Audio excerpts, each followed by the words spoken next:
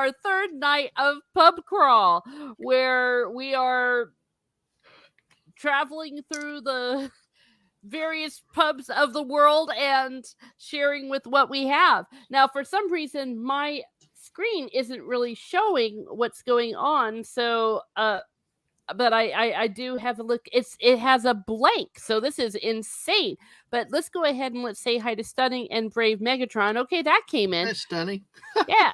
Hello. Stunning. And look who it is. It's Dadman Walking. So, Hey. and that is our guest this evening. Our guest for this pub crawl is none other than Dadman Walking 55, making his debut, his Miss Martin Muse's debut, rather.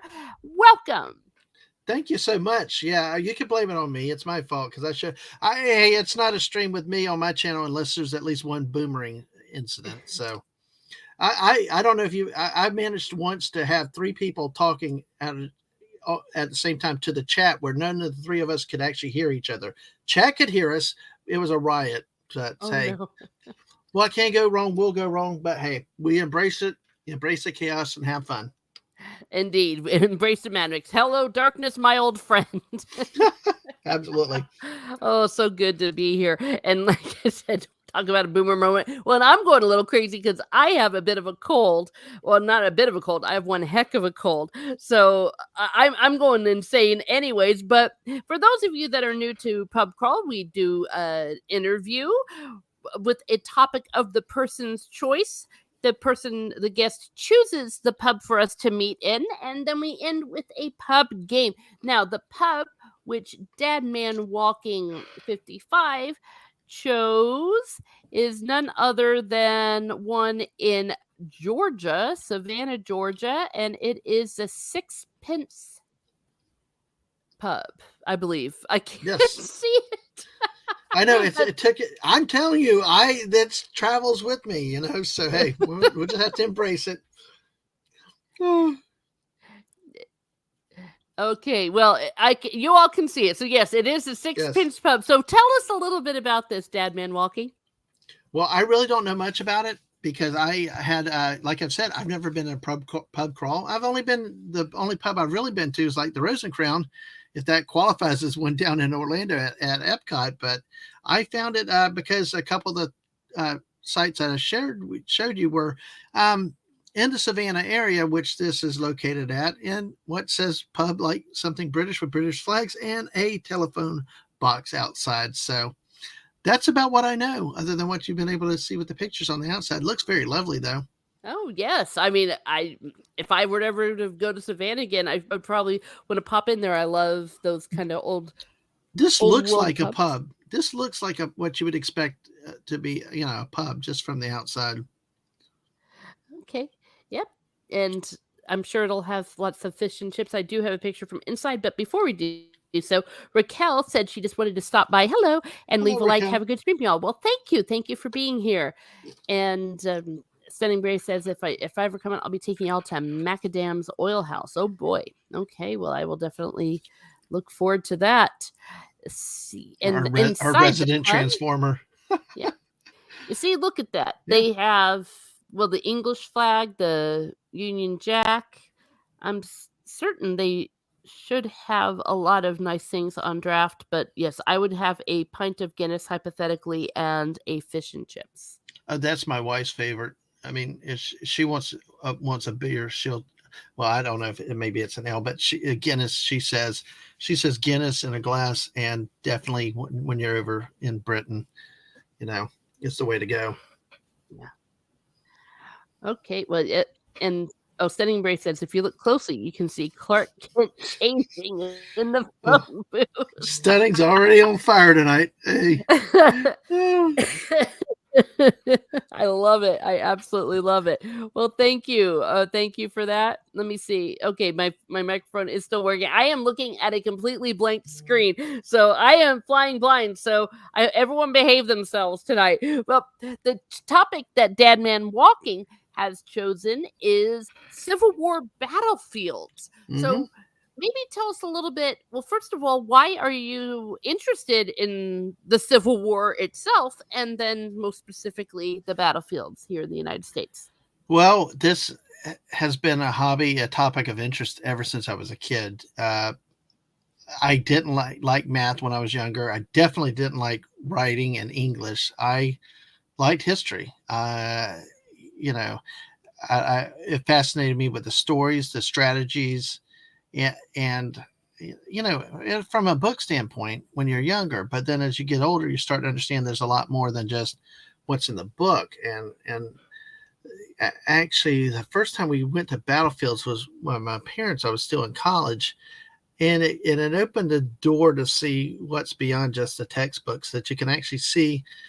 um, you know you can get appreciation, and it depends on where you go, for what it might have been like at the times and stuff like that. But to actually see some of the training, some battlefields, a lot more you can learn about than others because of the terrain, the current situation. So it really is something that started as a habit, or as a interest as a kid. I've always been interested in military history. Um, the South Pacific, and World War II is my particular theater of interest. So, like when you did your shows, like on Normandy, or in the Gettysburg, I mean, I'm like, wow, perfect, beautiful, because we don't have a lot of people talking about a lot of these topics and these things on YouTube or anywhere else, because people insist this stuff's boring, and it's not. No. And especially if you go to these battlefields, there's a lot of history to be seen. There's a lot of appreciation that you can do, you can take from it. There's been one of these, we're going to talk about why it was such a significant instance, and maybe as we talk about more battlefields, I can relay some other stories from some of the other ones. But that, and try to wrap up a version, is kind of how I got into it and where I got to it. Because when you see them, I love getting outdoors. I am a desk jockey by trade, so getting out into God's nature is a wonderful thing, and actually seeing beautiful parts of the country. And then honestly, when you sit there, you have an appreciation that there was a lot of death and destruction where you're treading. And many cases, it's for reasons why we should remember it. I like the U.S. Civil War is one of those that we should always look back and learn from, because there were so many lessons that we came out of it. Yes. Well, when you consider the amount of casualties dead, 600,000, I mean, that's unbelievable amount of number, especially when you look at the proportional population back then, and all of the deaths were Americans, because on both sides, I think sometimes we underestimate how completely torn apart this country was, physically and just mentally. Loss of life. No one really knew someone that hadn't been killed or maimed. If you were lucky, you might have been maimed, and of course, and the thing is, so many. it was a different time. Also, it was a different way than it is done now. Because remember, there was really only a very small standing U.S. Army at the time.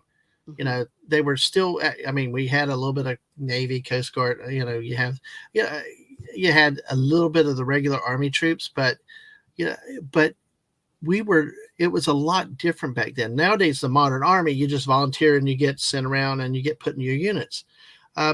Reason, like you said, with the casualties, there's two things. One, like at Shiloh, you'd have 20,000 casualties, but then you got 5 more battles with it. It was not just, you might hit 10, 15,000 casualties, but it may be days, and then you have 3 more battles behind it. It wasn't just like one big battle with a bunch of deaths and that's it.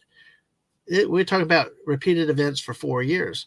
The other thing is, too, at the time, unlike the modern military, you actually, these units mustered by location, by towns, by states, and especially in the South, the loyalty was to their country, which is the state, but even up north, like this 20th Maine was, that's famous from Gettysburg. These are units that were formed in towns. So, when you get a 50 to 75% casualty rate of a unit, that's a whole town, or a lot of people in one town, just wiped out or injured or maimed, Yeah. And it happened for 4 years. Yeah, one after another. I remember the Shelby Foote said in the documentary, the Ken Burbs documentary, that the casualties of, like, on D-Day, for example, that he said, but Civil War was like 20 of those, I believe, if I'm quoting him correctly. Right. And And he also said that small towns were wiped out. The young men of a small town could be gone.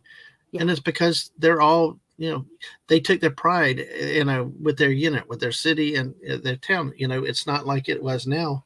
I mean, even World War II going into it, look, you have the famous, I think it was the Sullivans, the where five they were brothers. all, yeah.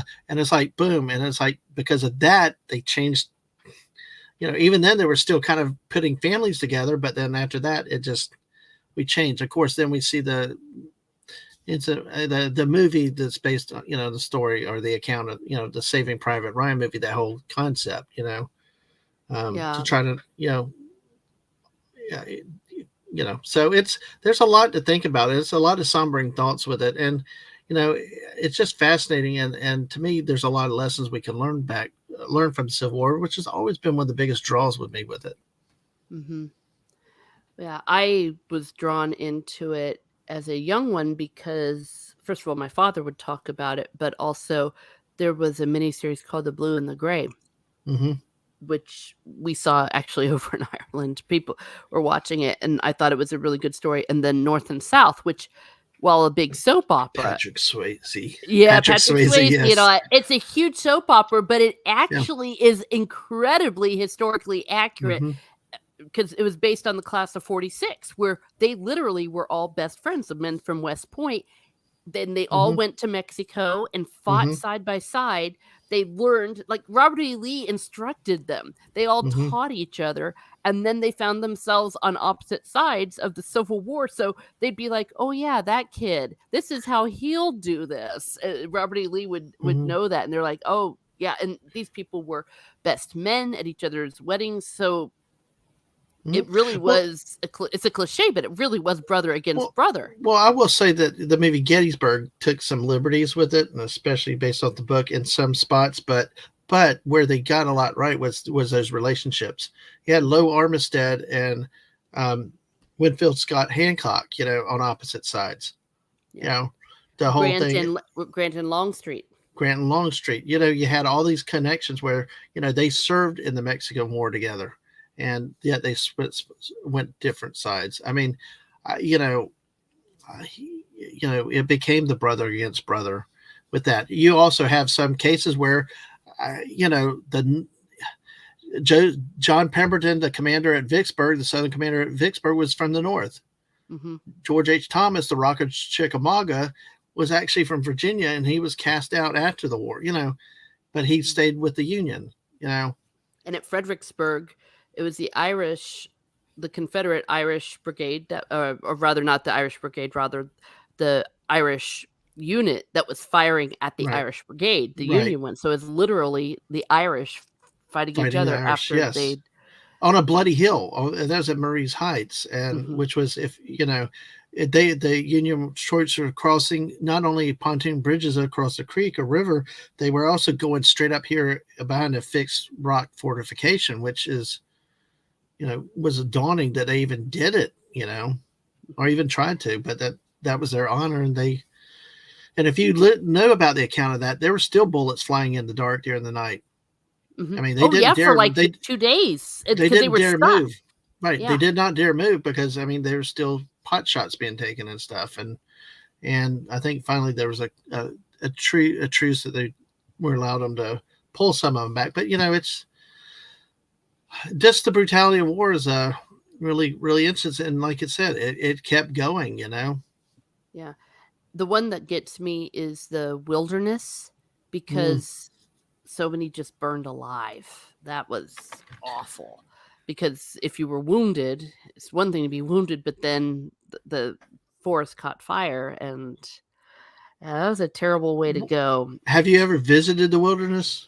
I have not. I was would there. Really like I was there I was supposed to go there this last month, but things canceled out. But the last time I was there about late 80s, early 90s.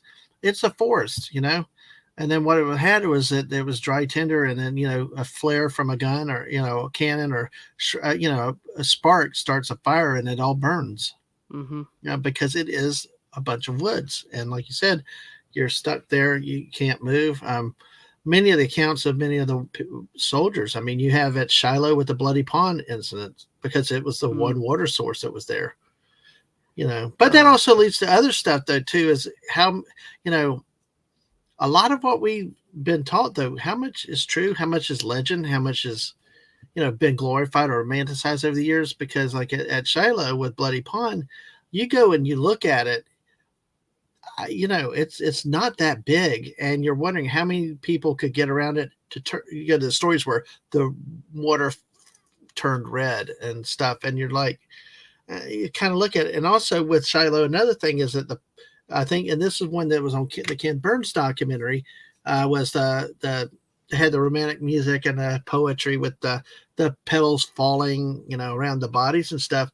Well, that was around the first part of April. We were actually there in April, and it's like one of the disgruntled rangers. He said, "Do you see blooms on those things right now?" And I was like, "No, I don't." So No.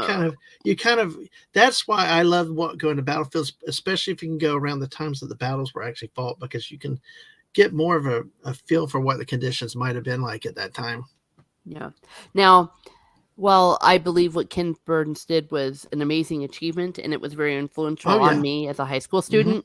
Yeah. He took some liberties that I, as a historian, don't like. Right. Well, Well, see, and I don't like, think just him. I don't think just him. no. Like we said, with the one disgruntled ranger, we look back and laugh like we got the guy that because he didn't get the job, but it was he raised some points. We always question what we're told to anyway, but and honestly, well, looking at time of the year with that, it kind of okay. I don't necessarily think it was necessarily Ken Burns or maybe the modern historians. It's just it could have been people at the time. You got people that owned the property that could have sold it, that did it to get more money for their property. There any number of possibilities could happen, because once a legend starts, then it spins down here. It can take a life of its own. Yeah. And all we really have are anecdotal stories looking back, because we don't have really a lot of pictures, and we don't have people around that witnessed it for themselves. True. Though the Civil War was the first photographed war, and that's right. Relatively speaking. Marcus Brady. The pictures of the bodies and the devastation was that's one way that we can get a feel for how it really was. Diaries are also good, and just going to the battlefields, as you said. I used to do Civil War reenacting, and there was nothing like sitting on a battlefield, camping out where everyone is in period clothing and no technology. It's the closest I think I've ever gotten to time travel in my life, and it's eerie, and you almost feel like the ghosts, if you will, not literally, but it's not just a hallowed ground, but what truly happened and what transpired. And the fact that both sides truly believed in what they were fighting for. The politicians, they all had their issues and stuff, but your average Confederate soldier, they were fighting for their land. They didn't own any slaves. They were dirt poor, and they were like, all they knew is that people were coming in and invading them, and they were like, well, we're going to fight. And they did, and they fought honorably. It always strikes me that Joshua Lawrence Chamberlain, who I call the Forrest Gump of the Civil War, because he seemed to be everywhere at every important thing. Yes. It just and not on purpose. He just happened to stumble into it. He was even at surrender at Appomattox too. That's what I was about ready to say. When he took the surrender of Appomattox, he said, I believe their cause was the worst cause that anyone has ever fought for, but he ordered his men to salute them. And Shelby Foote, I believe, said, what Civil War ends like that? Well, even Grant, I think at the surrender when Lee rode off, was the troops were cheering. They ordered them to be quiet. Basically, welcome back your countrymen now. And to your point about the Southern soldiers, though, a couple points, and I know Shelby Foote pointed this out, that in that documentary, which is one of the strong points. I when he talked, I listened, as that a lot of the Southern soldiers were fighting. They viewed their country as not the United States of America. Their country was their state. It's like Robert E. Lee. He was offered command of all the Union armies, but he went with Virginia a lot of Southern officers believed, that was their country, not the U.S. And they always had that debate about, can you join and then pull out, get out of something, you join voluntarily. But the whole thing was, it was really focused that they view their country as their state. But I tell you what, you can't underestimate the economics of it, because I tell you what, there's a lot of hypocrisy in the Southern government as the war went on, because the landowners and them, they had different exemptions based on the number of slaves that you held, or how much money you contributed, or things that you could do to a warfare effort. Your family members could exempted, which, as they pointed out in that series, it's a rich man's war, a poor man's fight. Yeah. Company H was one of the diaries that I had to read in college, and I believe he might have been the one that said that. He said, after that, we cursed the Confederate cause. Mm-hmm. What was his name? I forget his name. I used to remember all these things. When I have a cold, my mind gets fuzzy. Hello, Corey Cochran. Was he a Confederate soldier, or was it? Yeah, he was the one who wrote the Company H. Was it Sam Watkins? I think it was Sam Watkins. Yes, that's one big one that they did in that series too. Yeah, and it's called H, and he spelled it Aytch. And it's such a good diary, because it is the only such a prolific one that shows the average Confederate soldier, and he also, like Joshua Chamberlain, managed to be everywhere, but like from the very beginning, if there was something going on in the Civil War, he was there. Yeah, and yeah, they that's funny. On the Western theater, that's what's so funny with it. That's true too. He's on the Western theater, and it just there was something about Chamberlain. You want to talk about Chamberlain a little bit more right now, or do you want to go in a different? Keep going. Well, while we're with him, let's go ahead and, because did you know about his wound that happened in the Civil War?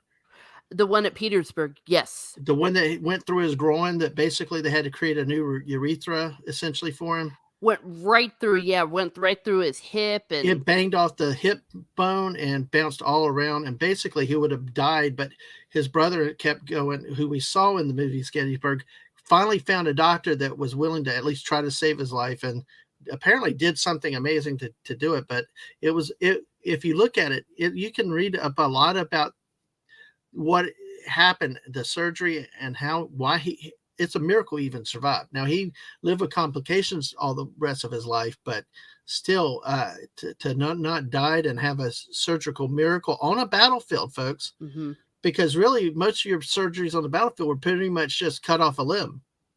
Yeah. And that was a kind of wound that even today's medicine on the battlefield, I don't know if they would have been able to save him. And the fact that everything was so unsanitary back then, I always say the good Lord wanted him to live. That's just all there is to it, because he should have died so many times. Yeah, he should have died. It's, especially like for that one case. I mean, apparently, as I understood the account, that his brother had to go fight and find a doctor, because they basically all turned their nose, like, he's dead.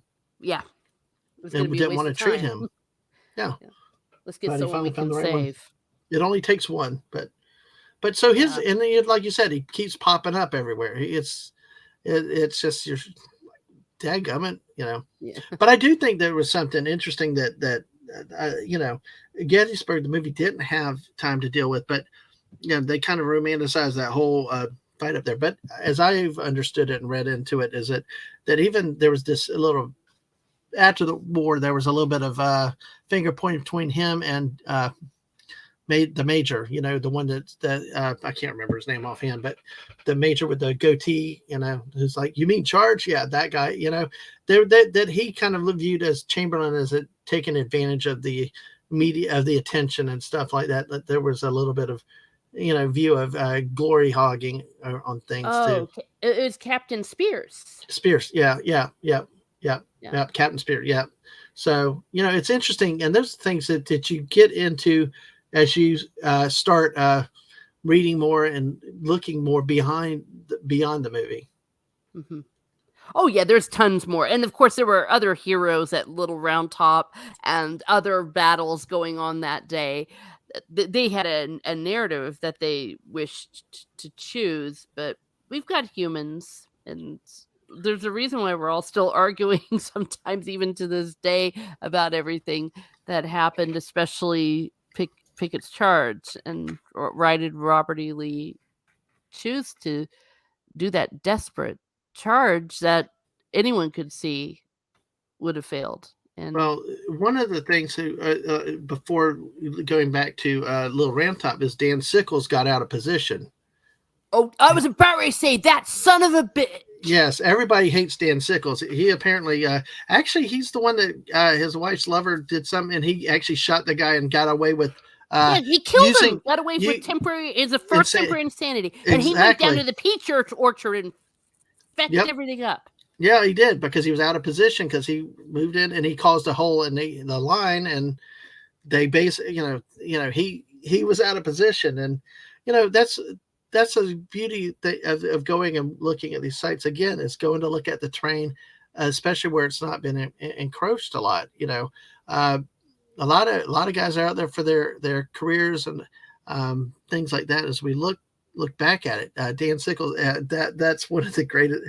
You laugh at him because it's like politician to the highest degree, and but see, then if he was not out of position, what would have happened? Would Lawrence have been? Would a Chamberlain have been in that position? We never know. It's the great what ifs. Yeah.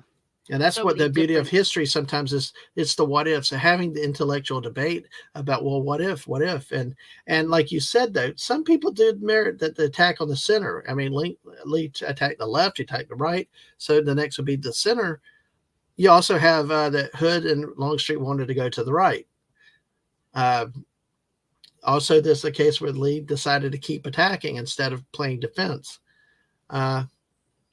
A lot of woulda, coulda, shouldas, and a lot of people do contest that way to the right was not as open as they were insisting at the time. Yeah, and that Robert E. Lee was also discombobulated because it was the first time he really went into a battle like that without Jackson. Yeah, without Jackson, but also don't forget Jeb Stuart. Oh, yeah. The eyes and ears and the cavalry. And that's one thing that the movie also got right, is that Jeb Stuart was off running. And I mean, they were moving. I can't remember the spy's name. Harrison. It was an actor. And that's true. I mean, Harrison was, and that probably was overstated a bit in the movie, but you know what? It's true. Is that it was like a freelance spy for you. It was leading your army, not your major cavalry division. Because see, what was used back then is you had three aspects. You had your infantry, you had your artillery, and you had your cavalry. Well, the cavalry's served one to screen off attacks, and also used for intel to scout ahead, find out terrain. I mean, and that's kind of what happened with the North with J.N.O. Buford. Is he got ahead, he found out some where they were going, and he actually got the ground and managed to hold it in time for the reinforcements to come. Yes. And I still use his line, the high ground. High ground. The high ground. You got to get the high ground. And if you watch the movie, and they're always about good ground and stuff like that, and people look at it like it's crazy. Well, listen, if you play Fortnite, I know Stunning does with us, he's always one to say, get the high ground. And it's true. Mm-hmm. You get the high ground, you get the better terrain. There's a lot. And I'll tell you about Shiloh a little bit when we get to that, because, terrain matters in many of those cases, but especially because of the technology that they had. It's not like nowadays where you can just shoot a missile 5 miles or 10 miles and hit people. You've had to get close to your enemies to be able to do some damage on them. Mm-hmm. And that if they had the high ground or the advantage on you, they could flank you, and that was it's just so intense. I'll go ahead and jump into what I wish I had a picture to show you or a map to show you, but at the Battle of Shiloh, Confederates on the first day had the advantage. They were knocking them back. Of course, there was one spot in the middle, the Hornet's Nest, where they delayed. McPherson for the Unions delayed and really slowed the Confederate advance. But as the day went closer, over on the right wing of the Confederates, the left wing of the Feds, and we saw this when we went through our tour with Mrs. this last year again, it's so wooded over there, and it's right by the river. Well, there's Indian burial mounds. There's a big, deep ravine and trees all up in there. Well, up facing that, you'd have to cross down and up that. And Grant had his final stand of artillery on that high ridge there. So you're moving under fire, fighting terrain, getting to shoot the firing down on you. But not just that. Just off to the right were Union gunboats shelling into the flanks as you advance. A perfect illustration for the use of terrain in a battle that actually held your position. Mm-hmm. I'm going to try to get this up here to share. I brought this up. Here we go. Share. There we are.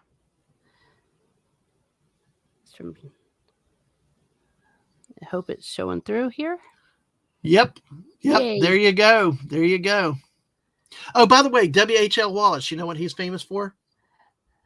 Not off the top of my head. Oh, no, not W.H.L. Wallace. Lew Wallace. Oh, yes, Lew Wallace. Yeah. Lew Wallace. Yes. I'm sorry. I got two Wallaces always get me confused, but Lew Wallace, Ben-Hur.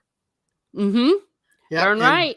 Now, what's interesting with W.H.L. Wallace was his wife was going on the way to, this was supposed to be a camp that they were going to prepare, organize before they drifted south into,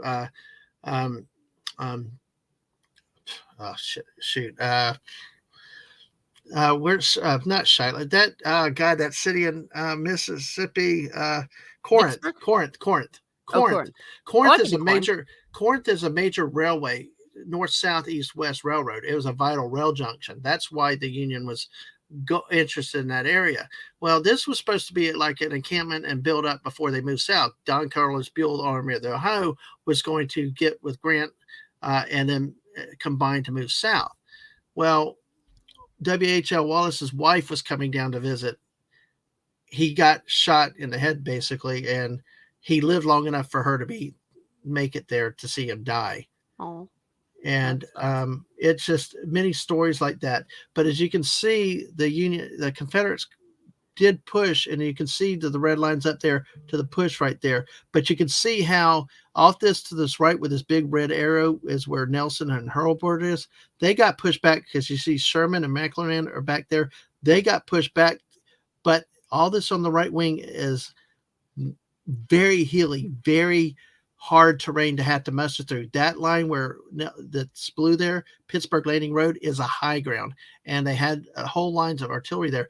But then this illustrates how you had the gunboats, the Lexington and Tyler, right off to the side there that were shooting into the flanks of the Confederates as they advanced. So not only, and I'm glad you pulled this picture up because it really says a lot. Of course, John C. Breckinridge, right? Oh, well, yeah. Yeah, the former vice president of the United States is out there on the field commanding Confederate forces. So, and Braxton bragging his eyebrows. So. Oh, yeah. Oh, no, I love it. I mean, and this is one vicious battlefield. I have visited this battlefield. I was there for one of the anniversary. Yes, we were too. It's beautiful. Yeah, beautiful, but terrible. And yes. Gosh, yeah.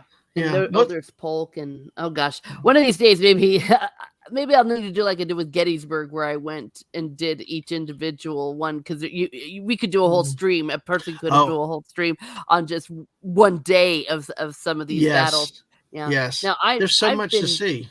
Well, Johnston, Albert Sidney Johnston was the highest ranked general in the war to be killed to that point, and he he bled to death. Just a tourniquet could have saved his life, but he didn't even know he had been wounded, and he bled out, and he was over near the peach orchard in Bloody Pond, and that's another what had he survived? What if he'd stayed in command? Because P.G. Beauregard was never liked by Richmond or Davis. No, even though he and Albert and Joseph E. Johnston won the battle at Manassas, both of them quickly were in the doghouse.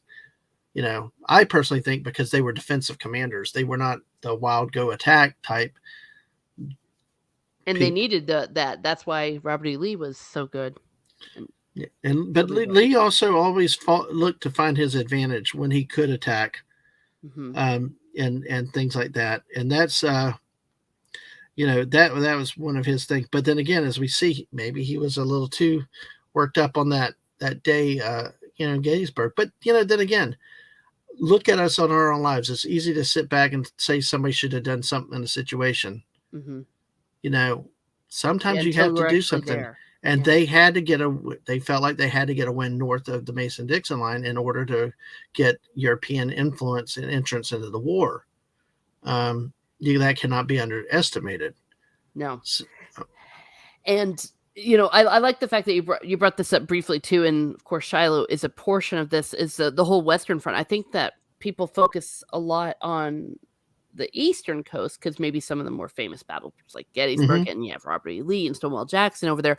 But what was going on in the West? It was pretty horrible fighting, but great strategy, and the Union pretty much had the advantage almost the whole time there. I mean, they didn't have those huge losses that you would see in there. That they were really working that Anaconda plan over here, and mhm. then when Grant and with Grant and Sherman, and then when they got Vicksburg, that in many ways, in my humble opinion, is just as big, if not bigger, than what happened in Gettysburg. Yeah, exactly. But you also have to, like you said, you touched on the Anaconda plan. It's the term brown water navy, right? Oh gosh, off the top of my, I don't know. Okay, well, the thing is I don't know if you can pull up a map really quickly, like with the Anaconda plan, because it'll show some of our forts that we're going to show on one of these things. Yeah. You had the, you had the blue water navy and the brown water navy, and they were mentioned for various reasons. See, now you're uh, exactly Corey Cochran. He knows the river navy. That's why they call it the brown. Most of your rivers are kind of brownish water. Gotcha. Your oceans in the Gulf are blue water. So, of course, you got different ships. You've got your sailing ships out in the open seas. See, that's where the Monitor and the had trouble. Monitor and the Merrimack. Yeah, and they had trouble staying up in rough seas, out in the big ocean. And they were new, and there were so many experiments with the modern submarines at that point, that failed miserably. We think about the Hundley as another Confederate story with the submarine. But there's just the importance with these brown water. The difference is different things because they were gunboats in the rivers. They sail differently. And like we said here, the whole point was to strangle the Southern cause, barricade, blockade the ports. And most of the river navy became ironclads fast. Absolutely. And but like you said, the purpose was to strangle it all. One of the pictures we have is going to be in Fort Donelson, which is up there on the Cumberland River in Tennessee. You also have, Fort Pickens, which is going to be a picture also down in Florida, which was one of 3 Union forts in the South that did not surrender during the war. But the whole point is, you had your blue water navy out in the oceans, and then you had the brown water navy up and down the rivers and stuff. Because remember, the importance of railroads and rivers is transportation, moving your troops place to place, and to feed your army. Control the Mississippi, you cut the Confederacy in half. Texas can't feed the East, or you capture the railroads, they can't move troops. Well, look at Manassas, when the first major battle of the war. Joseph E. Johnson was running troops from the Valley of Virginia to Manassas by train. So, yeah, I was gonna say I'm gonna get out of here. Just some of these commercials that were popping up. No, I got you. Well, Corey Cochran. Like, I don't know what that last one was, but it's like, I wonder which one Corey Cochran's talking about in terms of battlefields, because we visited a number of them in Kentucky. Mill Springs, Richmond, Munfordville. Oh gosh, I did not realize there were so many battlefields up in Kentucky till we went up there one year. Bowling Green, even. Yeah. Yeah, there was a Camp Wildcat up there, so and things like that. Okay. Well, I was going to say, let's kind of maybe get into some of your pictures. Now, I've been to Fort Sumter.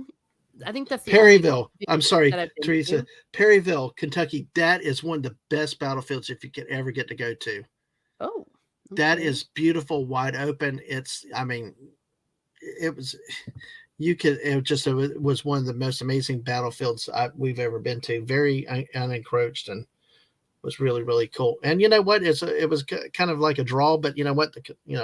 Confederate invasion of Kentucky, did not stick. So they were actually saying how they were swearing in the Confederate governor of Kentucky as the Union advanced. So it was like, oh, that's a short-lived Yeah. win of Kentucky.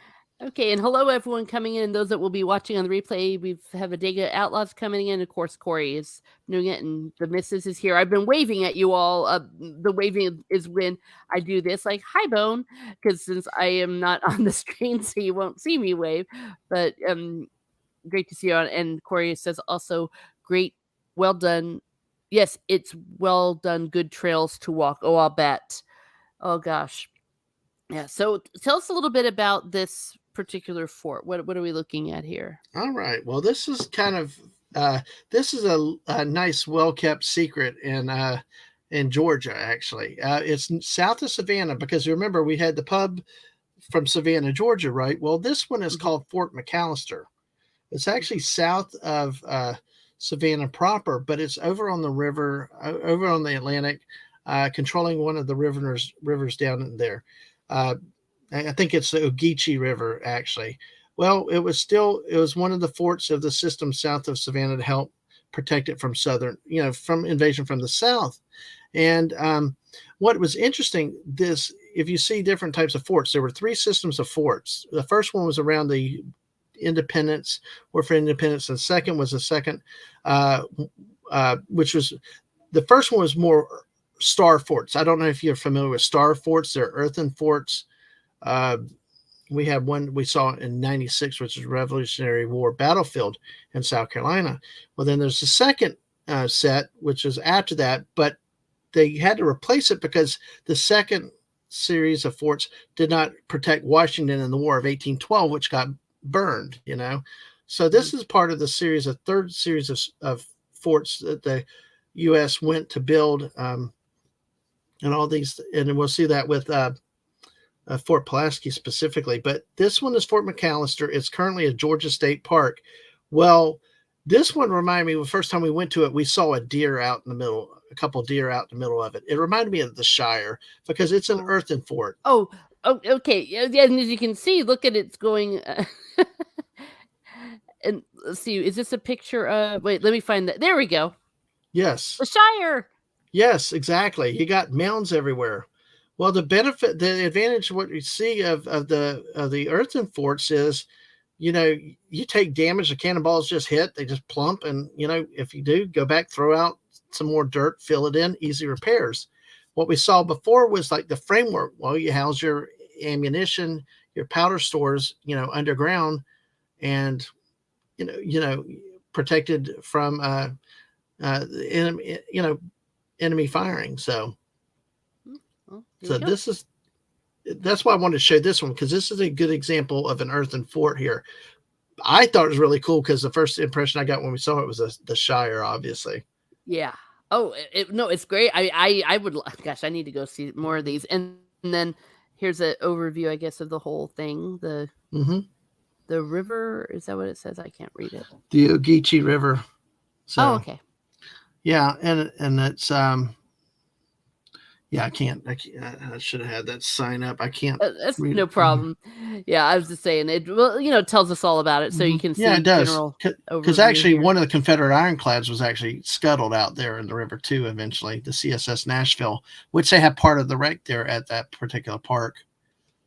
And this particular place had running engagements with Union ironclads, but you can see how you'd mount your cannon in between the different hills and stuff. And actually, this one, it was equipped with a mortar detached to the south by a little bit. A mortar was just more of a lobbing uh, type of thing, you know. Yeah. Oh, no, I mean, this is really cool, I like it. Yeah, Corey says to fire with cannons, yes, and Copa is advocating for bow and arrow, we should have had archers, I think we abandoned the bow and arrow too quickly for the musket and rifle, and as they were reloading their rifles, you could have rained arrows on them. Well, I maybe? Yes. No, I'm now imagining Well, hobbits. but you know what? But still, you know, there is a serious point with um, there is a serious point to be made with that in the context of the Civil War. You know, Mhm. because of change of technology. Yeah. And even during this war, the technology was always changing. I mean, we're going from Revolutionary War muskets to Enfield rifled muskets, and when we get to Pulaski, we're going to definitely talk about the difference between smoothbore and rifled, Yeah. because little bit more. But this was a war of changing technology. One of the best instances like I talked about George Thomas at Chickamauga, or earning the name the Rock of Chickamauga, they had one of the precursors to the modern machine gun. It was a repeating gun, but it was enough to stall off the Confederate advance. They only had to abandon their position when they ran out of ammo. Yeah. It was an Indiana unit, but they held the ground long enough to allow it not to be a bigger route than what it was. Was that the 38th Indiana? It could be. Let me It might have see. been. Let me see. Yeah. That rings a bell for me. All I know is that battlefield is like the world's largest monument, walking straight uphill. That, oh my gosh, I thought I was going to regret getting up. Yeah. It was Well, like a tough one. yeah, well, what I love is, as you were saying about the advanced technology, that we got the repeating rifle and then even a version of the machine gun by the end of the Yes. Civil And of War. course, we have our abati, which are pointed sticks for you know, yeah, for defense, to defending your for defending your position. It's Mhm. one more obstacle that the attacking infantry has to get over. Yeah. Yeah. Yes. 38 infantry has a marker at Chickamauga, and I believe that might be. Yeah. Could be. Yeah. Oh, yeah.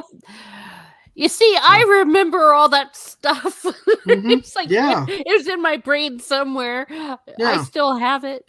Yeah. You know what I love about Chickamauga as a battlefield visiting is that it's got a whole bunch of cannon out in front of it standing, whereas at Vicksburg where we went, they're all like laid flat on the ground, or on the podium, but they actually have cannon on limbered cannon or unlimbered cannon on where you can actually see them, as if they'd be viewed in position.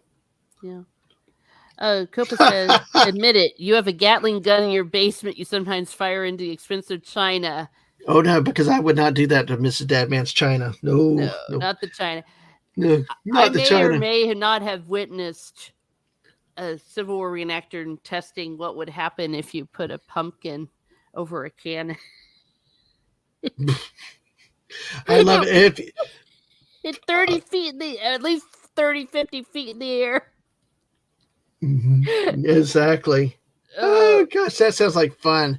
It was man, fun. I would tell you what, I would always love to see real. I would love to see real artillery, like shot canister, seen shot in real life, to see what it would do, because had your different types of things, like Corey was saying about the mini ball. The mini ball was a game changer.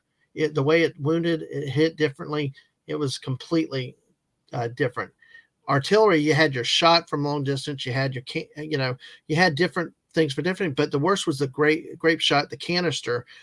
Double canister was even worse. At the end, when you're about to be attacked, the attacking infantry is like within yards, you go double canister, and it's like a shotgun. Imagine a shotgun blast, like 10 shotguns going off into a mass of men right there. Just incredible damage and destruction, carnage. Hi, Lisa.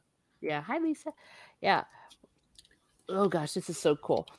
That's exactly. I'm loving this tonight. Now, I don't remember in one of the engagements. It's hard to call it what happened here a battle per se, but there's like 7 different instances where the Union gunboats came and attacked. The fort did not fall until 1864 during Sherman's march to the sea. That's at what point? I mean, you had 250 guys in this fort taking on a whole Union division. Good. It's like good, no point. But in one of the attacks here, the only casualty was a poor camp mascot called Tomcat. So. Oh, and the kitty cat died in the battle and was even reported in the fatality report. Exactly. Well, at Fort Sumter, really, there was only one fatality. And that was when they were doing the gun salutes to withdraw the U.S. colors. But really, it was I think a mule that died in the bombardment. So. Yeah. It was hell. But seriously then too, you look at the regular stand-up engagements, horses were targets, you take out the horses because the artillery couldn't move then at that point. Yeah. No. Mm-hmm. Oh boy. Peter, kitty cat. I'm sad about the cat. I'm sorry. It's okay. I got a friend that really loves kitty cats that would be upset by that one, like you. Well, I feel the same way. Like there was like this pigeon in World War II that got a statue, and it was in Chicken Run. It wasn't real, but the chicken that was in the RAF. Exactly. All right. So here we have Fort Pulaski. Yeah. Yes, and it's named after General Casimir Pulaski. Is a Polish hero, and I'll just read off the sign. Mortally wounded at the Siege of Savannah, 1779, during the American Revolution. The fort was built with plans by, like I said, Simon Bernard. It was actually Robert E. Lee saw his first service after his graduation from West Point here, and it was never garrisoned until the Georgia troops took it over in January 1861. Which was interesting because I think, like I mentioned, Fort Pulaski was one of those built in the third series of forts, because remember the first 2 did not work. Times are changing. So, you had these more modern forts where they were built of brick and masonry, whereas a lot of the earlier ones were earthen forts, wood, things like that.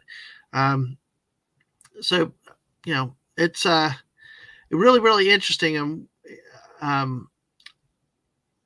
Let me go. Let's see. This one summarizes it basically here. And I'll just take it right now. Is that there's 30 hours of bombardment. The fort was forced to surrender. So 5,200. Let's see. I'm looking on the wrong one. I'm sorry. Okay, there we are. Okay, right there you go. So basically, there's almost 6,000 rounds in 30 hours. In Tybee Island, if you're not necessarily familiar with Georgia, with Savannah over there, it's about a mile and a half away, I think, in distance. Remember, there's accuracy issues, stuff like that. Well, we talked about technology. Yes, yes, I am. A bunch of shy cats. This was the first advent of the real rollout of rifled artillery. Now, if we go and you can see it from this picture here, you can see a lot the damage on one of the bastions there. And as we go into one of the more pictures that we took, you can still see the damage that was done from the wall. These are not just smoothbore. These are rifled artillery pieces hit from a mile and a half away. The thing about rifled artillery is, think of, like they said, with rifled muskets, is smoothbore just kind of went straight.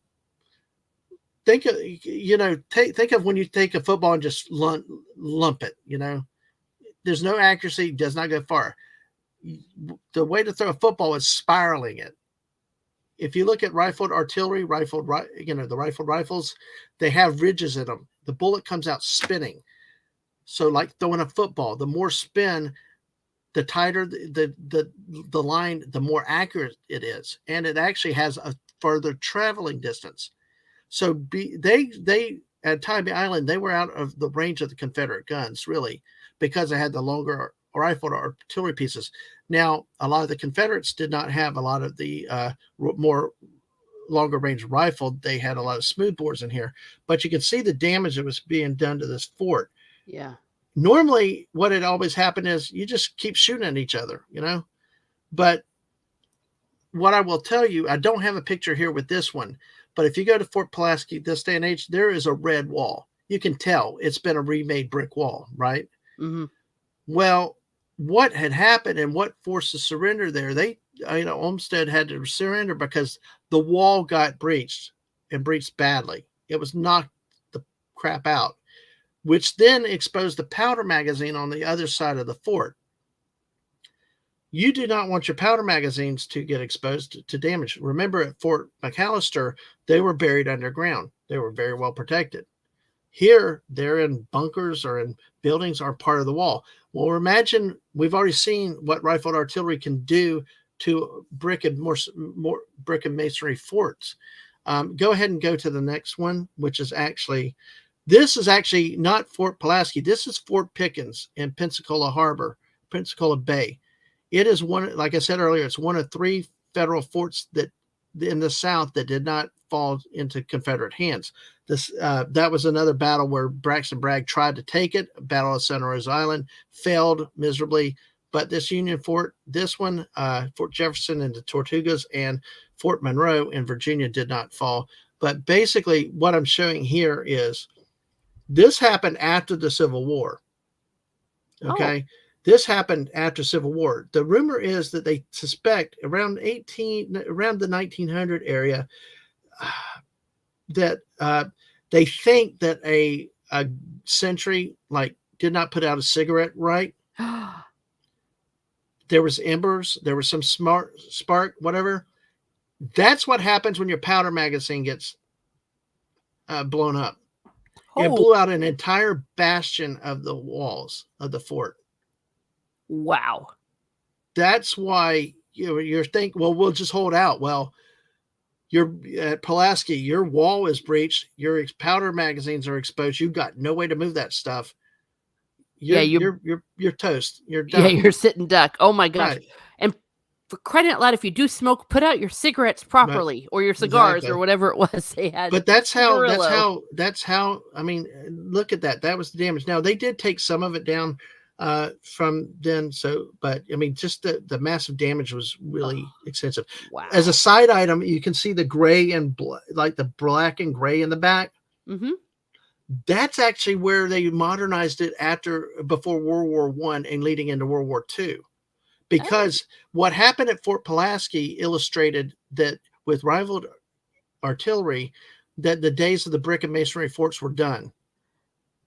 It was done. Rifled artillery made them outdated. So you see there's more concrete, there's more metal, steel structures in that. That was part of the World War I, World War II coastal defenses. They took this fort and put it inside of the existing brick fort. Of course, there's other things out around the island itself too, but I just thought I'd add that too for a little bit of interesting because it doesn't fit in with the rest of it. No, that's really cool. I like that. And then this is this is one of my favorite places of ever is Fort Donelson up there, Tennessee near Kentucky. This is really one of the best views. I just I could go here and sleep on this ground and it's one of my favorite views. And when we see the wider shot, but basically when you go to sorry, you had that on the brain, but these national parks, a lot of times you'll see the informational signs here, which will tell you what happened. You've been at Shiloh. It'll tell you all the units, the troop strengths, who commands what units, the position of different units. This one's talking about the CSA river batteries, which are actually down below this. These are the upper river batteries. They actually had some lower batteries down on more on the water level. And so basically, and these things tell you about the types of guns that they had here. And it says here on February 13th. Now, remember, February 13th, 1862, it was very wintry. It was a very cold time. Even Sherman's, Grant's men were cold, tired, being marching. Imagine the Confederates there. So it talked about in this battle here, a duel with the Carondelet, and they basically did a lot of damage to the Union gunboats right here, and it forced them back. So then Grant knew we could approach by river, so they ended up taking the land route. Now, here's what's happened with Fort Donelson. You have Fort Donelson here a bit more to the east. Over to the west on the Tennessee River, you've got Fort Henry, which was built in such a bad place. It was flooding. The water was reclaiming it when the Union was advancing. So a number of their cannons were out immediately. Fort Heilman, which was on the other side in the Kentucky border, was never finished before the advance. So, so the Confederates abandoned Fort Henry, and then now it's underwater, by the way. It's part of the river, and pulled back to Donelson. And I love this. I just love this view when you show it. What's interesting here with Donelson is that, it's famous for a few things. Gideon Pillow, and I'm drawing a blank on another, and Simon Bolivar Buckner, and there was a third politician that was two were politicians. Bolivar Buckner was actually a legitimate military officer. The two politicians were in charge. Well, when they got surrounded, they forced a breakout, but they quit. They, instead of evacuating and moving out, they pulled back to the beginning line, stopped, and actually Grant took terrain from them. So that night they have a cancel a war. Of course, the two politicians are gutless. They sit there. I don't want to surrender. Not me. I give you command. I'll give you command. And they passed it down to the military guy, Simon Bolivar Buckner, who said, I will take it. I will approach Grant for terms. Well, he approached Grant for terms, and that's where we get unconditional surrender Grant, because Grant replies as, there will be no, basically there are no terms but unconditional surrender. Yeah. Prepare, we will move on your works immediately. And that's it. Yeah. Now, of course, the two politicians escaped during the night because a boat crossed the river with more Confederate troops just that came in to surrender.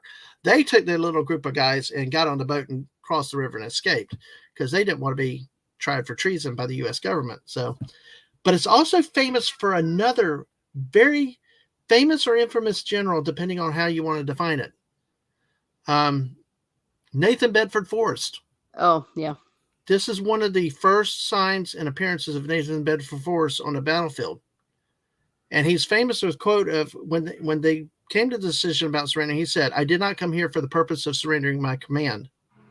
So during the night, and I mean, they were part of the breakout. So during the night, they took whatever foot troops would go with them. Some of them they pulled on horseback with them, and they got out of there in the last way out before the fort surrendered. So, so Fort Donelson is one of my favorite places to go. If you advance, I think I got a picture of the whole river shot though. There, just beautiful. Oh, I just. Well, what a beautiful day. It was beautiful. See, my other favorite places is you were at Shiloh. That spot on the river, on the Tennessee River, just where the gunboats were just amazing.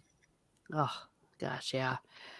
Oh, yeah. Yep, exactly. A lot of history, a lot of stuff, a lot of things we can learn. Oh, Gettysburg, yay! Yeah, so yeah, I was gonna say if I'd have known, I'd put them in the wrong order. But these are not my shots. This is the official shots, and that's the monument there on top, a little round top. I love this because if you go visit this battlefield, you can just sit up there and you can just see everything. That's not Chamberlain though. No, it's the guy who was in charge of it. Yeah.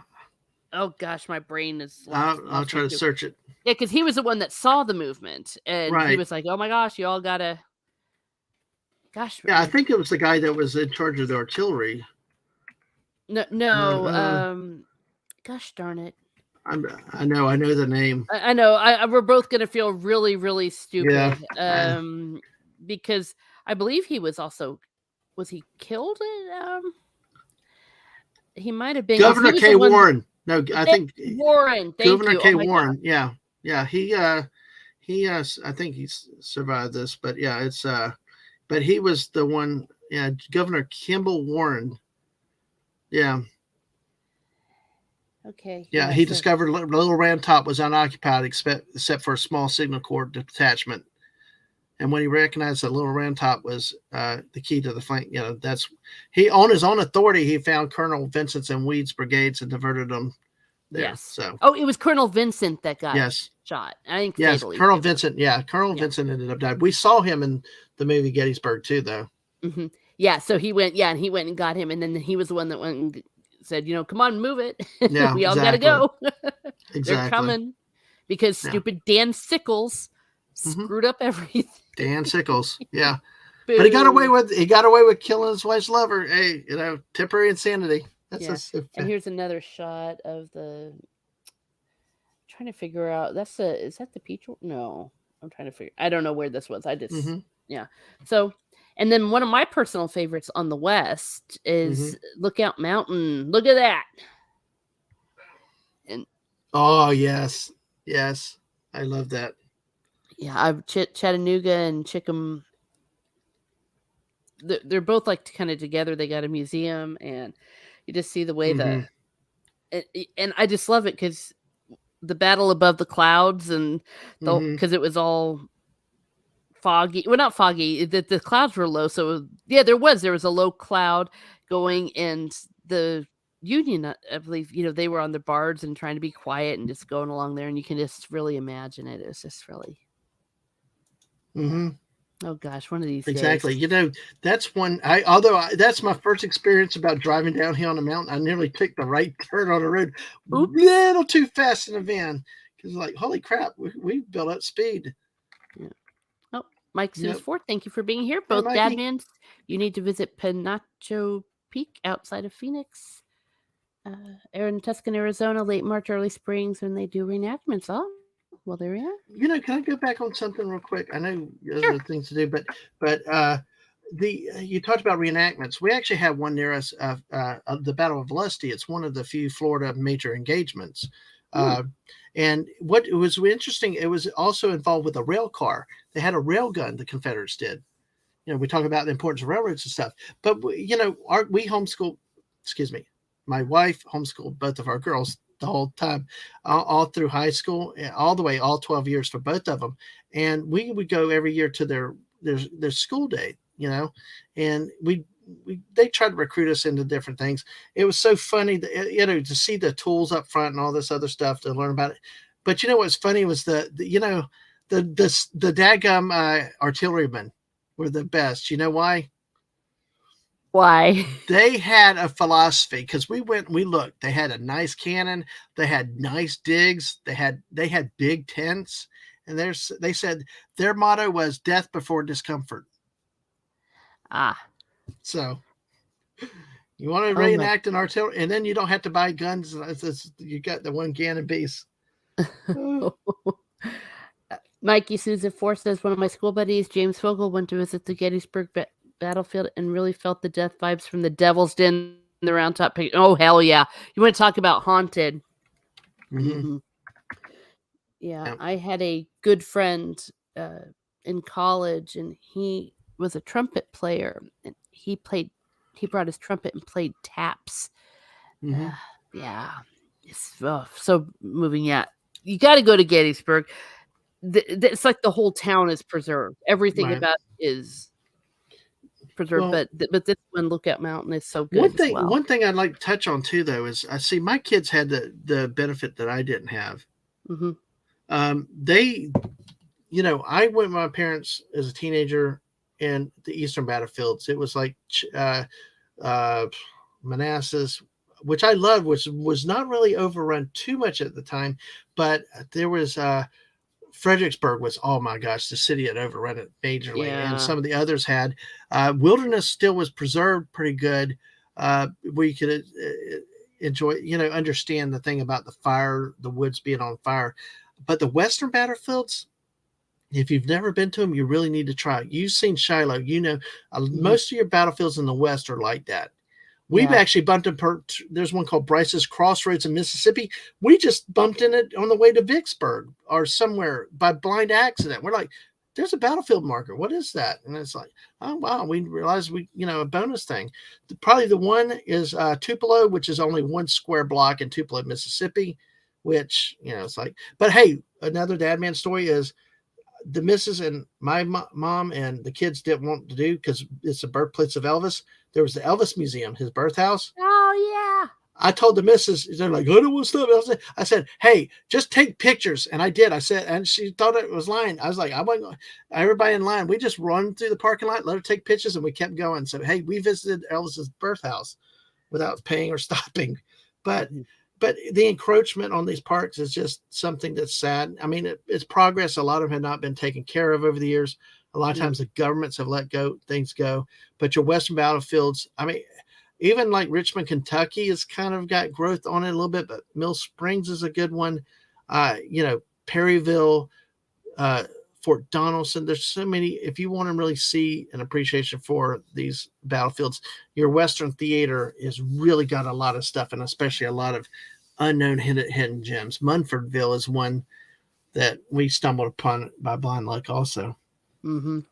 Yeah, but the encroachment is the big issue that I have wanted to make there, was that you cannot, sometimes you can't get the true appreciation with some of the fields that have been now in the modern cities. Now, one thing is, it was not, what we see now was not always the way it was then, because like some of the questions we had at Vicksburg was, well, they're trees. Why not? Well, back then you also had free ranging cows. And I mean, there's reasons why the terrain was down. Of course, they'd fell stuff for floods and fire, but also grazing was different and everything else. We did have a cool thing that happened with us when we were doing our drive streams this year. We actually, because we'd been there before, and I was walking up doing a live stream. We were live, and a guy heard me talking as we were about to get back to the car. He stopped me like, hey, that was very good. Thanks for the information. And we're like live on the air and like, oh, okay, thank you all. And then he's from Illinois. Well, I told him the mausoleum in Illinois, I need to share that with you, Teresa, because it's one of the most haunting, moving places ever. On the outside of it, it's got parts of Lincoln's Gettysburg Address. But inside there's a hole in the ceiling. You echo everywhere. But what it did, the state of Illinois made a monument to every single unit, every single soldier that was involved in the siege of Vicksburg. Wow. And it is really the most haunting thing that I've ever seen, the way it was themed. There's like 39 steps. Mrs. can correct me on. Mrs. knows the number of steps because each step represented the numbers of the day of the siege.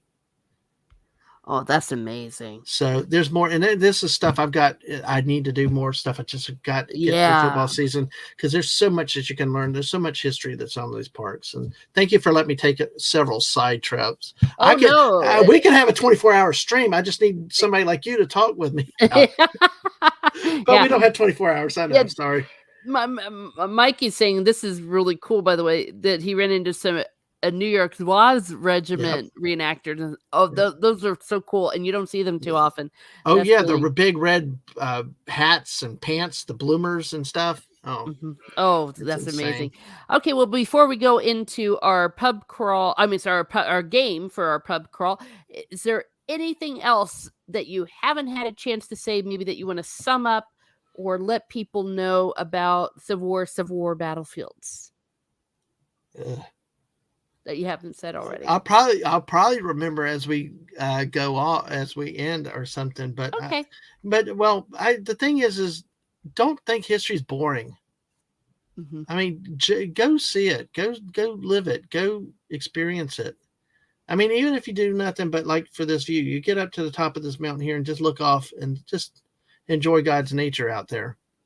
Yep. That he created. There's just so much, and you can appreciate that, enjoy being outside, because I know so many times we're stuck inside all the time and just don't have times to get out. But go back, look and see what happened. And a lot of times the lessons that happened then are happening now today. I mean,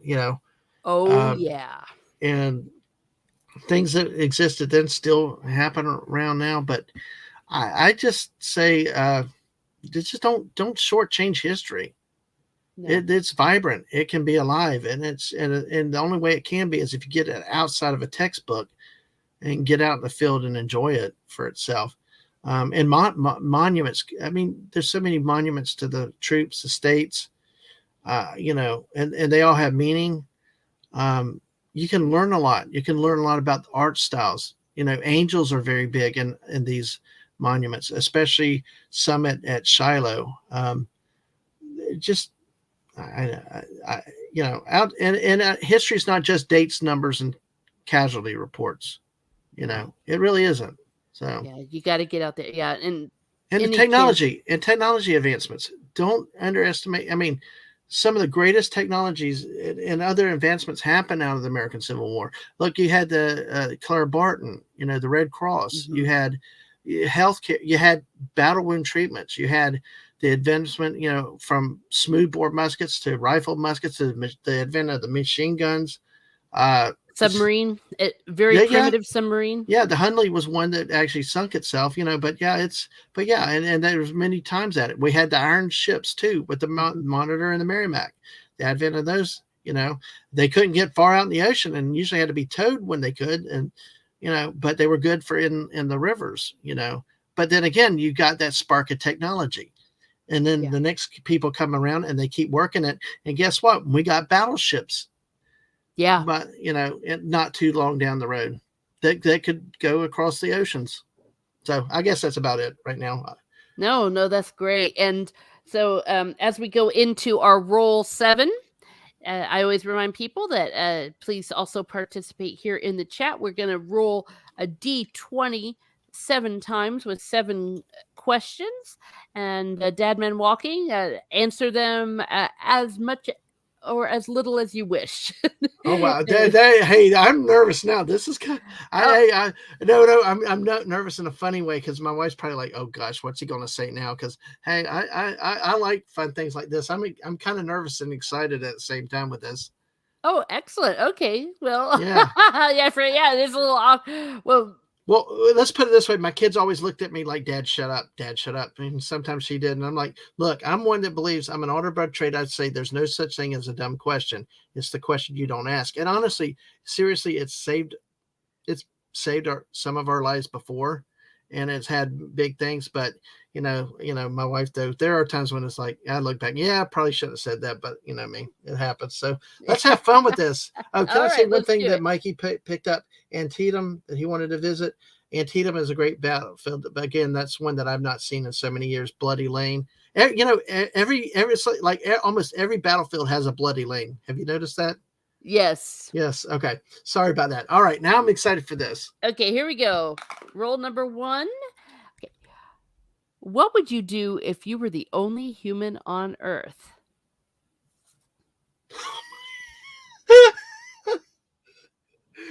Oh, oh my God. I don't know that I can live as only human on earth. Ask my wife, ask some of my friends. I just go crazy. I mean, I can't even stand not hearing from them. And like, oh my gosh, what would I do though? I mean, I other than go crazy, it's like, well, I Oh, guess, your wife answered. There we go. yes. Oh gosh, exactly. It's like the time when she said there's a thing at a church that did like a couple's Valentine's thing, and they said, "What is the one thing your wife says or your spouse says the most often?" And she said something else, but I said, "You're an idiot." She's like, "I wouldn't say." She said, "I wouldn't say that," but then she's like, "Oh yeah, I do say that." So, but yeah. So we kind of know each other's mind. Yeah, I guess it presumes if can I select something or if it's Oh, just yeah, like I'm literally what would you well, do? Yeah. I better have a gaming system that does not go break down. I guess it'd be Fortnite forever, I guess, or because I couldn't have football to watch, but I guess probably some kind of video game, just to try to kill some time, is what I would do. There we go. He'd be a gamer. Ancient One, he says, if I would declare myself emperor and find a way to bring humans back and create other foot races like elves, dwarves, hobbits, and so forth. Boom. There you go. Nice, nice. Mikey says, eat and drink my fill, visit every monument and hot spot, go to church one last time, then oh, that got dark fast. Okay, Yeah, thank you. Well, Mikey, not so dark. We're trying to be a little happy tonight. okay. All right, roll number 2. What's your favorite movie and why?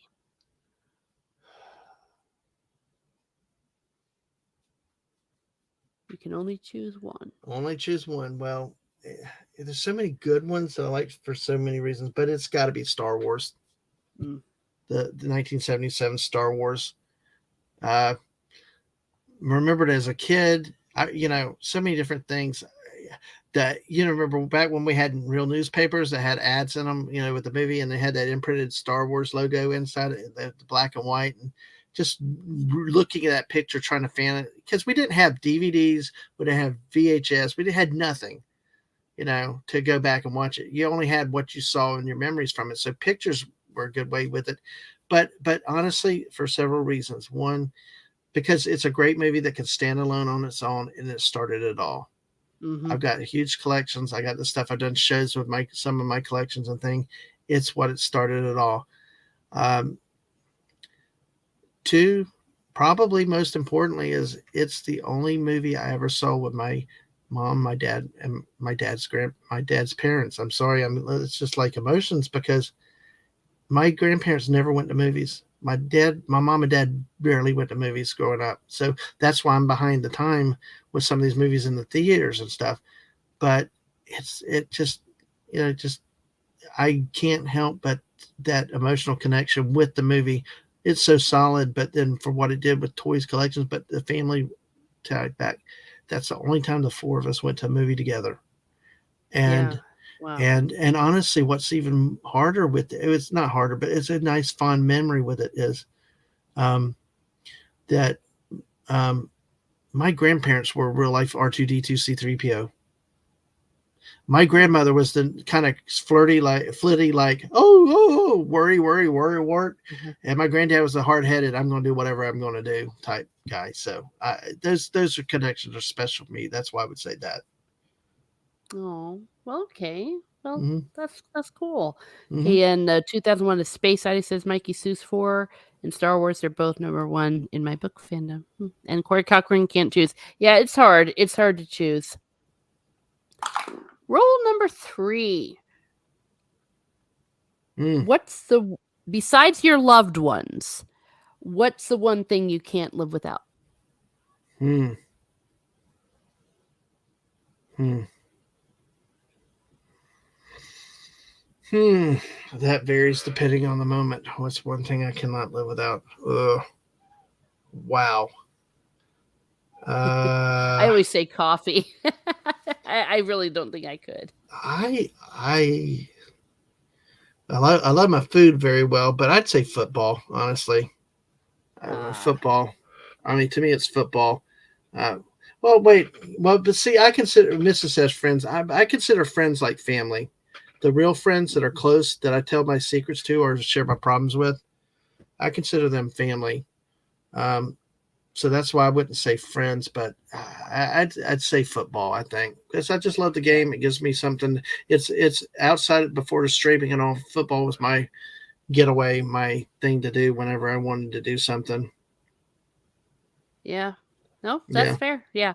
And I guess friends would count as loved ones. Yeah. So it's Yeah, okay if you, yes, because some people were feeling shallow by not choosing them. It's like, no, it's okay. Yeah. Besides loved ones and Jesus.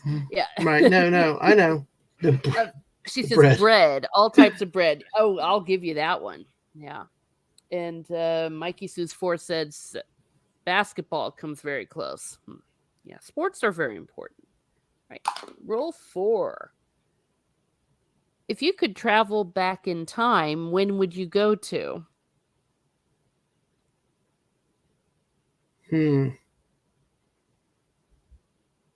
Well, I think the time period's pretty easy to say.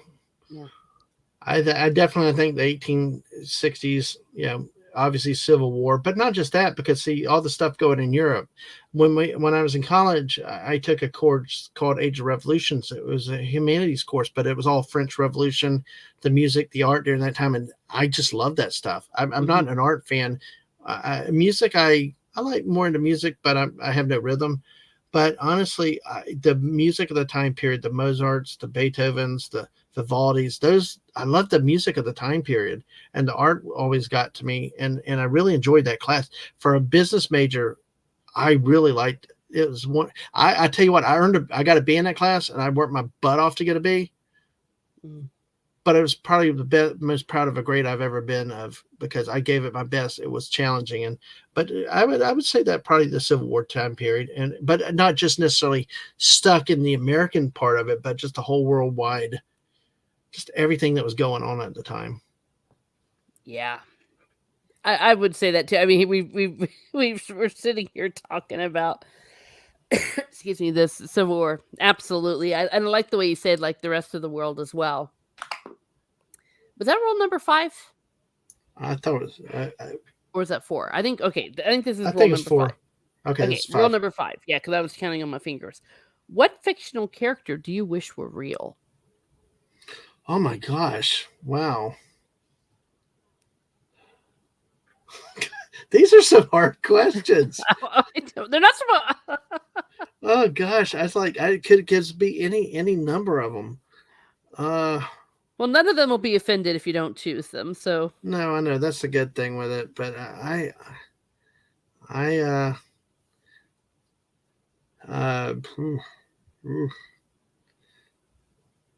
I would let's see. I think Beavis. oh, I'd just love to hang out with Beavis and get in trouble. Throw him some wow. candy, have him go crazy. You know, but yeah. But that's me. I don't know. I go around walking and trying to imitate him half the time, but you know, my wife looks at me. It's like, pull your shirt down. Don't do that. That's wild. Well, no, that's great. Wow. Yeah, All yeah. right, Beavis It's and awesome. not Butthead. Okay. Well, I would take both of them. I could, but if I had to take one, I would take Beavis And over so you would be Butthead. the Butthead. Yeah, exactly. I'd be the Yeah. smart one of the group. I wish Superman was real than Spider-Man. Oh, yeah, fire. Yeah, exactly. Oh boy. Oops. All right, roll number 6. What's the worst piece of advice you've ever been given? To order pizza and have it delivered to a college class. Yes, I did that with a guy on a dare, and we decided to do it. And what was even worse was that the pizza delivery driver was even older than the professor. Oh my gosh. And of course, the professor's like, well, why don't you offer it to other people? We looked at other people. They're like, don't look at us. We don't want anything of that. Oh. So I was in fear of my life that whole class. And then he did say at the end, just don't ever do it again. So, but yes, that was not good. Yeah, that's. It Yeah. seems like such a good idea until it. Yeah, it was a great idea. It was a great idea. Then all of a sudden the adult comes in, you're like, what the hell? I mean, it's What like, was I thinking? what am I thinking? Oh God, what if I get kicked out? It's like, oh man, tell that to my mom and dad. Yeah, I got kicked out of a class. We got thrown out of school because did a we did a stupid stunt. Yeah, it was like, I'd say either that. Yeah, that that's probably the one I say. I've done a couple other dumb things, but I think that's probably the best one that I obviously it's the one that came first. So Yeah. No, that's cool. Alrighty. Very bad advice. Don't listen to actually anything anyone tells you in college. exactly. Okay. What fictional place would you most like to go to and why? Ooh. Is this the last one? Yes. Okay, what fictional place? Oh boy. What fictional place? Ooh. I can think of a. It's like there's loads. I would like to go to Hoth. Oh. I would like to go Hoth. One to see snow, which I finally got hit by snowballs by my wife this last year, which is cool. But just how cold it is with the snow. I'd like to make sure we have guns so we don't get caught by the Wampa. Okay. Those guys are pretty rough. But just to tour the battlefield again, I guess as you could say, and just I don't know, just there's something about it. Of course, you get a lovely princess like Princess Leia, all that stuff. You can be Han Solo, but anyway. But That'd yeah, be fun. Hoth is a good place. That's why I love with the Disney with the with their Star Tours, right? When they actually had Hoth is one of the scenes in the ride. It was really really Yeah. cool. Yeah, it's Oh, I like remember you got to that. see it. Yeah. Yeah, and Mrs. Dadman Walkie says Emerald City, Warehouse 13 from Corey, Mm-hmm. Mikey Seuss 4, Neverland, and I get to boss Peter Pan around a Florida boy in snow Nope. cold. Yeah. All right. Well, that is the end of that. And thank you so much, Dadman Walking. This has been a blast. I'd love to talk Civil War with you some more. There's just so many different topics and stuff. But It let really it everyone is. know. It's almost like you have to take one battlefield or one. I mean, it's hard to do an overall survey Yeah. because what we hit on terrain, naval, our munitions. I mean, so many different things with this. It's almost like, and that's what I wanted to do with my channel is try to do some of the things of where we're going. But it's like that you've got to take time to put it together and keep it organized because it can go in so many different angles, and that's what I think is fascinating when you study history like that. Hmm. For sure. I know I was thinking that maybe I would look to when there's an anniversary, like I was able to do for Gettysburg. That was an easy Mm-hmm. one because it's around 4th of July. Maybe Mm-hmm. sometime in April, do Shiloh. I don't know. That might be one way to keep me honest. Mm-hmm. Um, well, tell everyone where we can find you. Okay. Well, I am DADMANWALKING55. I would call it the one-stop shop. YouTube, Twitch. We finally crossed the 500 sub threshold, and it looks like it's going to stick because we hit it 3 times before Yeah. it stuck. What we were joking about is like, well, how many times can we hit 500 and lose it in a week? Just because it's like crazy, and like so, it's finally seemed to stick. We're over 100 now on Twitch because I also stream a lot of both on YouTube and Twitch. My gaming usually is just on when it's Fortnite or anything on PlayStation is just on YouTube. But sometimes I play a train or some other games that I can do on both at one time. And yeah, on Twitter, it's also DadmanWalking55. I only say this very carefully, okay? I've got there's 3 different DadmanWalking55s out there on X or Twitter. One of them has my avatar and just everything but the G in it. So make sure you use the correct address, DadmanWalking55, and with this thing again. And if it seems to be somebody that's saying something kind of off base or something, it's not me. Yeah. So exactly. But that's where you can find me on let's see, what's the Twitch, YouTube, and Twitter. Yeah, everybody keeps telling me about some of those others, but I'm like, look, I'm in 2 places already. I have to have one name for all of them to keep it straight. It's like I don't need another platform or two, Yeah. So, but I hey, hear you. I have an Instagram, but I just I do too. I have one, but I don't use it for the channel stuff. And I Discord. I'm usually more in people's Discords than I am on my own because I got people nagging me about using Discord. Well, I would say Discord was an interesting option back when Twitter was doing its DM limitation thing, oh which yeah. was arbitrary and capricious. I mean, that was frustrating. That was ridiculous because I didn't even know what I was doing, and we get limited. And so, but it's always good to look at options and choices. But that's where you find me: Twitter, Twitch, and YouTube. So, Alrighty, well, thank you. And you'll find me here in Miss Smart Muses, where I talk about what makes me laugh, makes me cry, makes me happy, makes me sad, or just really ticks me off. We are going to have another pub crawl this week with According to Christy. She is going to be back. Everyone loves Christy, and she will be a guest here on Thursday night. I also pop up around maybe on Nina Infinity's channel or Sporking's Ice and Fire on Monday, talking everything a song of ice and fire. Let me see something here. Okay. Am I reading that correctly? Yeah, I've got a cold, so my brain cells okay, aren't working. that's okay. Okay. I just So, wanted to say thank you to you. I realized I forgot to say thank you so much to you for extending this honor. I consider this a high honor to be on your show because you're very well read, very well spoken, and I think when you sent the invite, I was thrilled through the roof that a little guy like me comes up on such a great channel with you and stuff like that.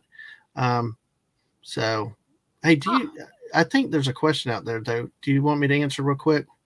Sure.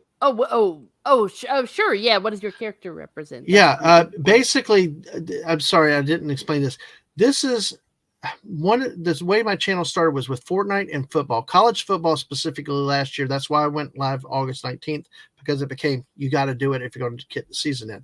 Well, my kid Aang came up with this, taking my Fortnite, which is the banana peely, and football, merging the two together. And if you look at the brown, you can see the dots like you see on a real football, and then the stitching there, and it combined a banana and a football into one thing, which is our channel avatar representing Fortnite football.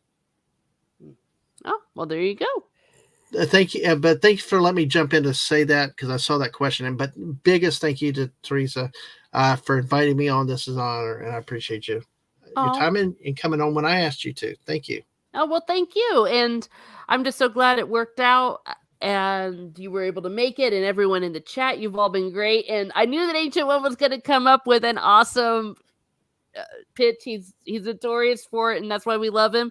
And thank you so much, everyone. I think you're talking about me, or if you're talking about both of us, or either way, it's all good. Definitely you, Miss Muses. Thank you for, just said, well, thank you. I do appreciate that. And have a great evening, everyone. Have a great evening, and be certain to go out and visit some real living history.